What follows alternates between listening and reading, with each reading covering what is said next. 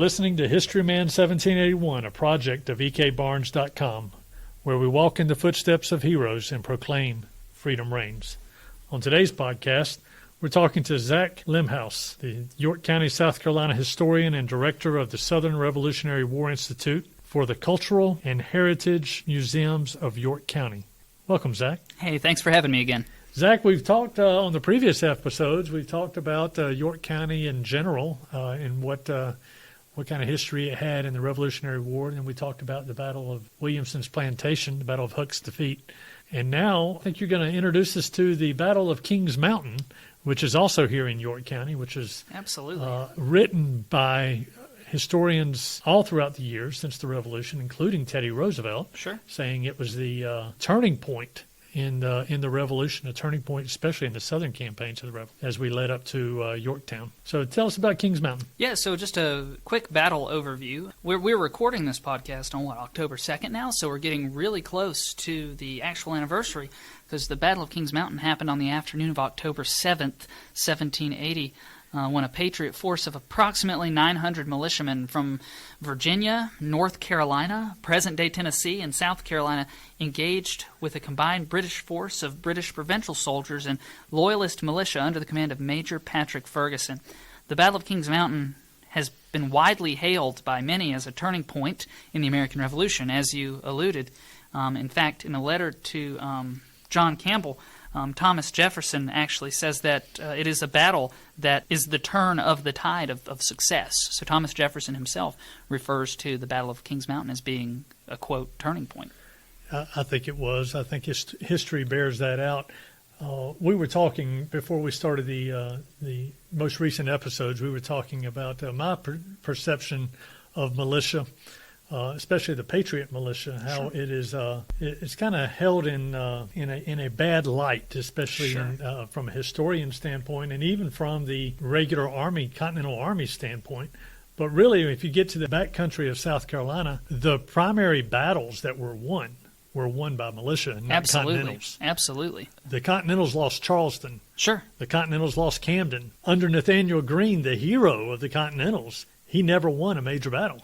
It was all a stalemate, tactically correct in what he did, but the battles that were actually won were won by militia here in the backcountry of South Carolina. Absolutely. They get a reputation. So at the time, their contemporaries, the British definitely saw them as cowards, and a lot of the professional soldiers, the Continental soldiers, as you mentioned, they didn't see much value in what the militia were doing at the time either. But the reputation, I guess, if you think about it, comes from the fact that if we think about what these men were armed with, right?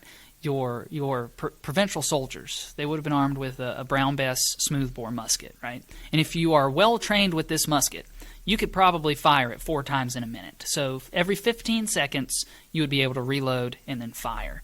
That's not what your militia are armed with. They're armed with these rifles that they would have had, or fowlers that they would have had over their fireplace. They're armed with what they would have used to kill animals. And these weapons take a lot longer to reload, right?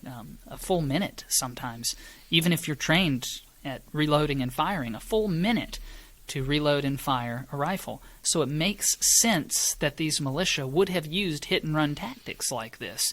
If you are a British soldier and I am a Patriot militiaman, you can fire at me 4 times before I can shoot back at you once. And by the time I fire and start to reload, you can most likely cross the battlefield in the 60 seconds that it will take me to reload and stab me with a bayonet. So it makes sense that these Patriot militia, because of what they're armed with, are going to fire and then retreat and reload and then come back and fire again. So to a Patriot militiaman, this made sense. But to the British or to some of the Continental soldiers, I can imagine it would seem very cowardly. Kings Mountain is one of those battles where that actually plays out. Absolutely. And I look forward to hearing your overview of Kings Mountain, and that's about all we're going to have time for today is an overview, but even the overview for our listeners is going to be exciting. So thank you very much for spending time with us today. Oh, absolutely. So let's take a quick look at the combatants that are going to be at the Battle of Kings Mountain. Of course, as far as the British are concerned, you have your provincial professional soldiers, but then you also have a large contingent of militia. They're going to be under the command of Major Patrick Ferguson. Now, Ferguson, just a brief overview of who Ferguson was. He's a career Army officer from Scotland. He was the commander of the 71st Highland Regiment, and he came south with the British Expedition Force in 1780. And by all accounts, he was a great soldier and an excellent marksman. In fact, you're probably familiar with the fact that he invented a breech-loading rifle, the Ferguson rifle. And this is a really neat weapon because it's the only weapon of the time that can be loaded from a prone position, from lying down. And essentially what would happen is the trigger guard would detach, and you could rotate the trigger guard and essentially unscrew the breech. It would open up the breech. You could load from the breech from the top and then close it back up and reattach your trigger guard and fire from a prone position. So, unfortunately for Ferguson, though, the British Army did not see very much value in these weapons for whatever reason, which is very unfortunate for Ferguson because if his men had been armed with these Ferguson rifles, the outcome, who's to say the outcome of the battle could have been very different. That's right. But he did not have these rifles. His men were armed with these rifles on September 11th, 1777, and this is a very famous story. I'm sure you've heard this story before, when they encountered a Patriot force near Brandywine Creek in Pennsylvania. The Patriots and their unsuspecting commander had not seen Ferguson and his men yet because they were concealed in the woods. And Ferguson ordered his men to, of course, fire upon the commander, but then he thought better of it. He is quoted to say, quote, "It was not pleasant to fire at the back of an unoffending individual who is acquitting himself very coolly of his duty, so I let him alone," end quote. So Ferguson decided that it was not proper to shoot someone in the back, and historians, of course, believe that this person was George Washington. At least that's the story. It could have been a whole different story at that point. That could have been all she wrote at that point, absolutely. So after the fall of Charleston in May of 1780, British High Command actually established several outposts in the backcountry, and we've talked about these outposts in previous podcasts together. We know there's the outpost at Hanging Rock, where Turnbull is going to send Rocky Mount, where Turnbull is going to send soldiers to attack the ironworks, Hill's Ironworks. He also sends Huck from there to attack Williamson's plantation.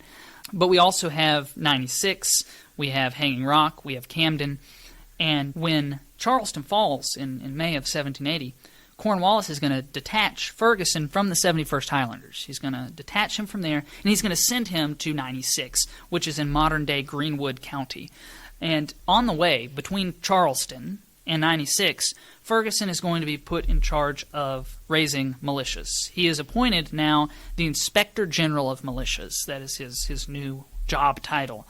And Ferguson, on his way from Charleston to 96, he's going to recruit 4,000 men approximately by the time he reaches 96. So 96 is actually a contested area in the state. The fort itself went back and forth. It flip-flopped. Between the Loyalists and the Patriots all throughout. From the very beginning. From the very beginning, 1775. They even switched loyalties in the middle of part of the campaign right there at the beginning Absolutely. Of the war. Very highly contested outpost there. Right. So when he reaches, like I said, Fort 96, he's got about 4,000 men. So the majority of the men at Kings Mountain fighting for the British are going to be Loyalists. Now, he does, of course, have some provincial soldiers with him. His second in command, a guy named Abraham de Peyster, he's actually in command of the King's Carolina Rangers, so he does have a provincial force there. And, of course, the New Jersey Volunteers are going to be there. They're provincial. Delancey's brigade will be there. They're provincial. And some American volunteers will also be provincial. But the vast majority, it is important to keep in mind, of Ferguson's force are Loyalist militia. And then, of course, you have your Patriots. Now, just like at the Battle of Williamson's Plantation, the Patriot forces are exclusively militia. At Williamson's Plantation, the Patriots are all militia. The same is going to hold true for Kings Mountain. I think we made this distinction earlier. It is important to understand that just because the Patriots are militia and that they are untrained does not mean that they are unexperienced. Right. They are not professional soldiers. They aren't. But a lot of them have been fighting in this revolution since the very beginning. We've talked about this misconception that South Carolinians were just kind of sitting on their hands until the fall of Charleston in 1780, and then the war came. A lot of them had been fighting from the very beginning. So they were truly experienced soldiers by this point in the American Revolution. So I'm not going to go over all. I mean, I could, but to go over all of the Patriot militias and their commanders might be a little much for just this brief overview. But we can talk about just a couple. I mean, of course, we got William Campbell, John Sevier is very important. Isaac Shelby, William Chronicle actually loses his life at this particular engagement. Edward Lacy is present. Of course, Edward Lacy was also present at the Battle of Williamson's Plantation. He was in charge of the Chester militia. We have too many to go into. Of course, there's Frederick Hambright. He's a local hero of the Battle of Kings Mountain. So a large force of patriots, like I said, from Virginia, North Carolina, South Carolina, and what today we consider Tennessee. The Over Mountain men, as Ferguson is going to refer to them. So in August of 1780, Cornwallis is going to make plans to march up the east side of the Catawba River into Charlotte. Ferguson was ordered to penetrate into western North Carolina as far as Gilberttown, which is in modern-day Rutherfordton. After this point, the two armies were planning on linking up. So in September of 1780, Ferguson reaches Gilberttown on the 7th. He was aware that the Whig militia in the backcountry was gaining a lot of strength. There had, of course, been several Patriot victories. We've talked about several of them on previous podcasts. Of course, the one near and dear to me is Williamson's Plantation. But of particular concern to Ferguson was the frontier militia from the, quote, Over Mountain settlements. He referred to these as the Over Mountain men in what is now Tennessee. So on September 10th, Ferguson's going to send a warning across the Blue Ridge Mountains to Shelby and his men.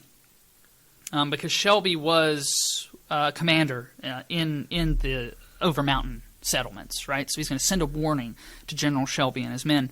And this is where Ferguson kind of falls into the same kind of tactics as Huck and Tarleton, these very brutal tactics that were intended to scare patriots into submission, when in reality it enraged them into action. And I think I've said that before on one of your podcasts, that these... Why do you think that is? Why do you think this particular section of the state was less cowed by those threats than maybe the lowlands?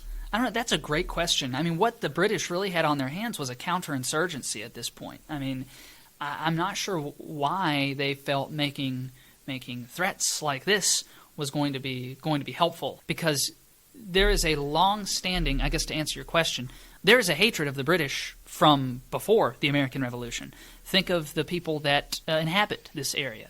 These people from the lowlands of Scotland, from the Ulster Plantation in Northern Ireland, they are not strangers to interactions with the British. Their ancestors, their history as Scottish people, they're not strangers to the British. And a lot of the relationship between Scottish people and the British has been kind of played out on the battlefields of South Carolina, did it not? Absolutely. Yeah. So these settlers already come with a hatred of the British kind of ingrained in them, if that makes sense. So these tactics, these brutal tactics of trying to scare them into submission, just did not work in this case, because there was already an anger and a hatred there. So just like it did with Tarleton after the Battle of the Waxhaws, Tarleton's quarter is going to be invoked here at the Battle of Kings Mountain, just like with Huck burning a meeting house and Hill's Ironworks and enraging patriots into action at Huck's defeat. This message that Ferguson is going to send on September 10th is going to have very much the same effect. And of course, most of your listeners are familiar with this message that he sends, but essentially what he says is that if the rebels do not, quote, desist from their opposition to British arms, end quote, that he would march his army over the mountains and, quote, lay their country waste with fire and sword, end quote. So you can imagine how this was received by the backcountry patriots. Not too well.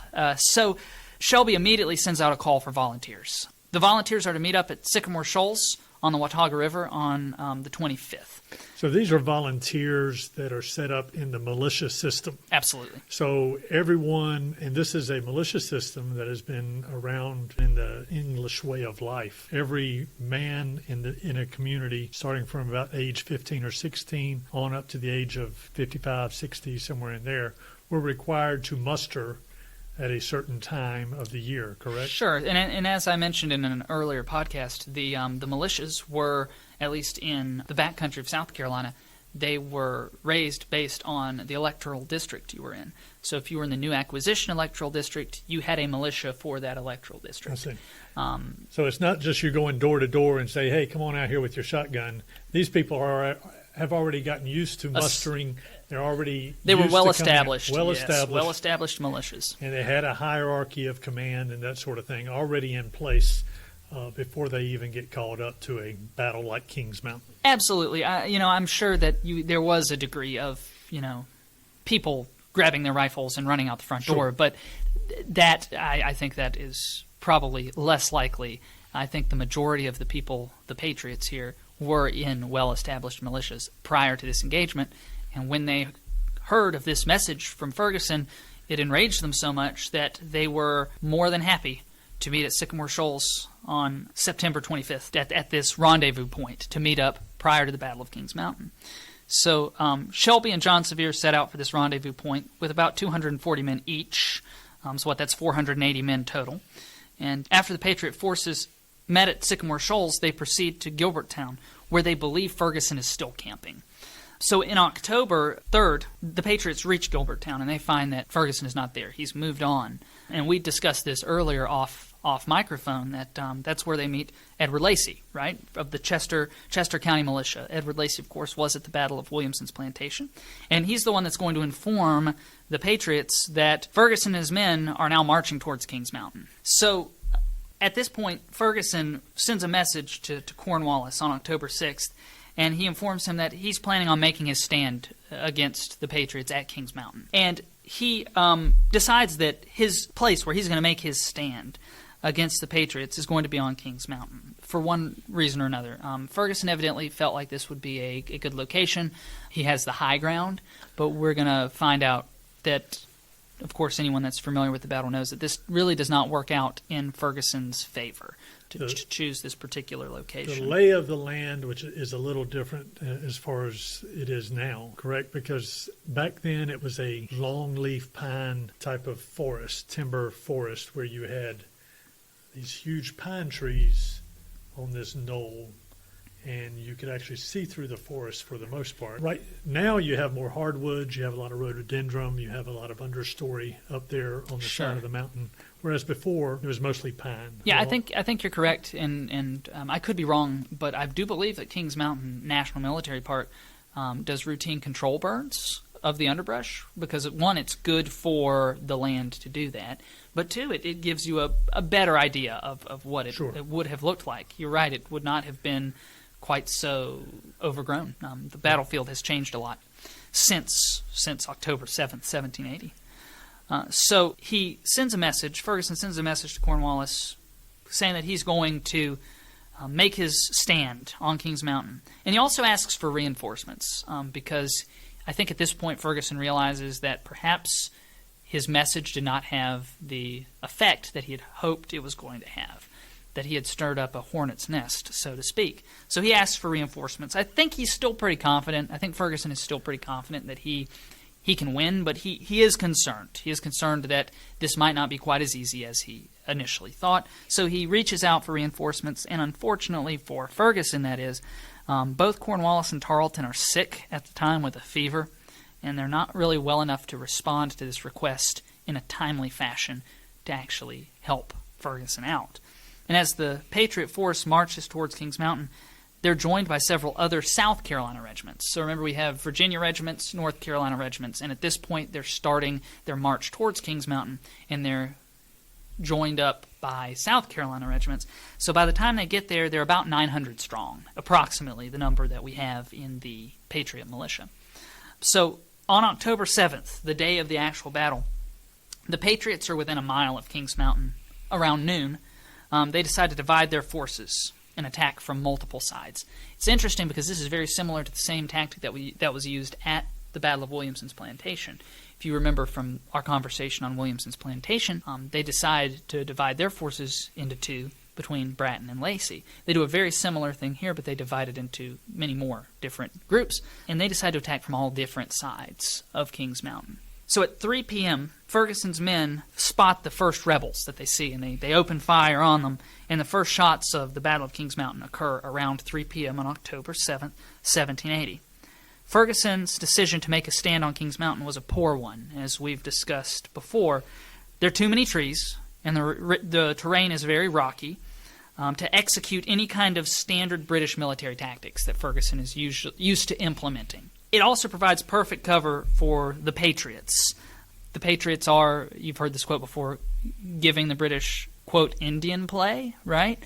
Moving from tree to tree, rock to rock. Fighting in a very characteristic style that we've referred to several times on our podcast together. This kind of hit-and-run tactic that the militia were known for. And this will be the undoing of the British at the Battle of Kings Mountain. Ferguson is going to attempt several bayonet charges, but they are ultimately unsuccessful due to the terrain.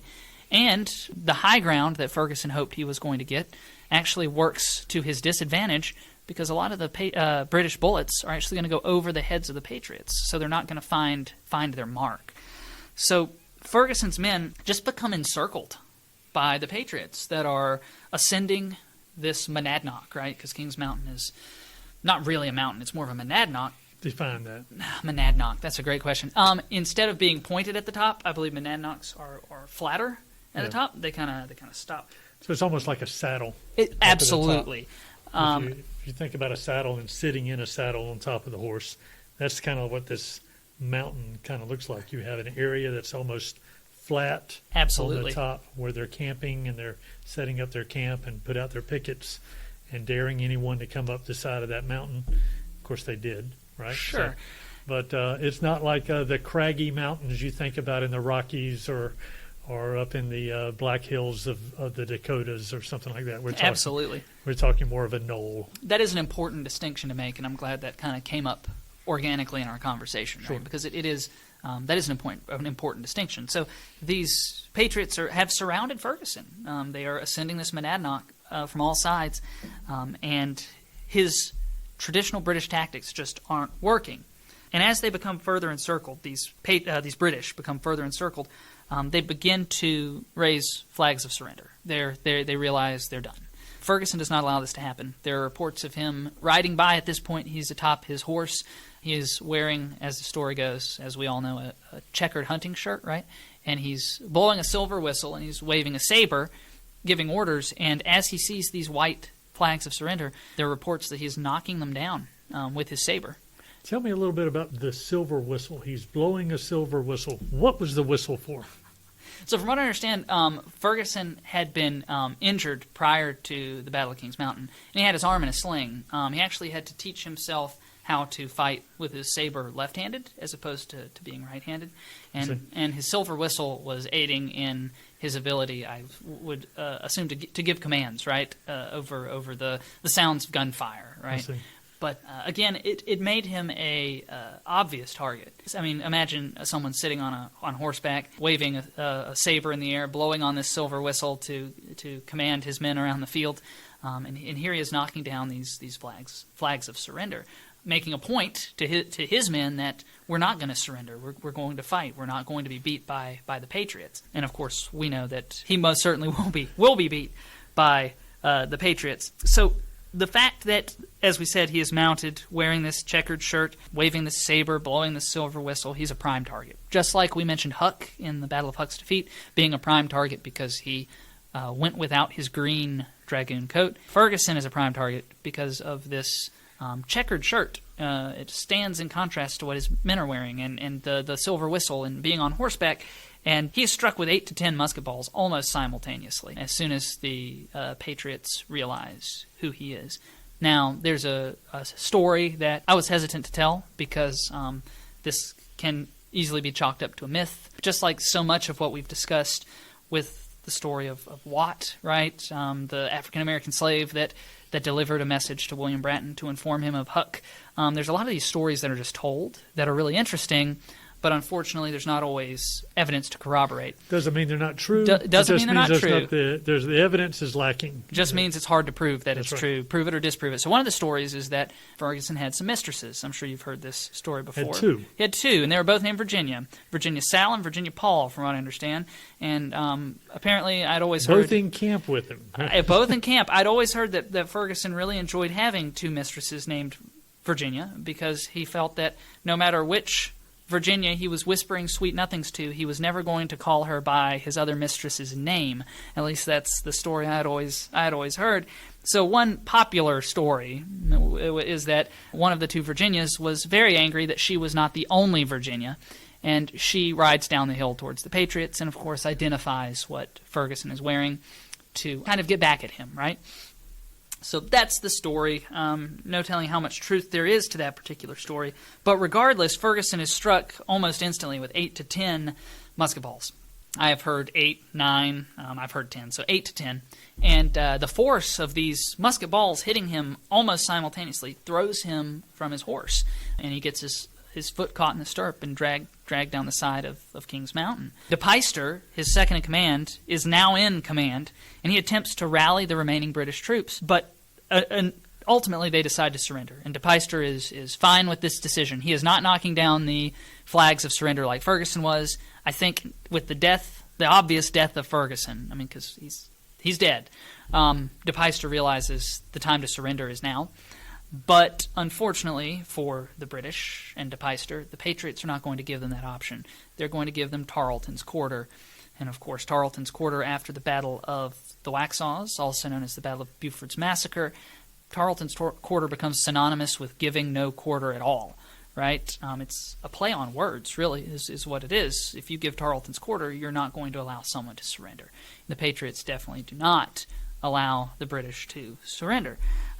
And altogether, the Battle of Kings Mountain lasts approximately an hour, give or take. The Loyalist casualties numbered around 157 killed, with another 163 wounded on the battlefield. Some of them were so wounded that they couldn't be moved off the battlefield, and they died right there.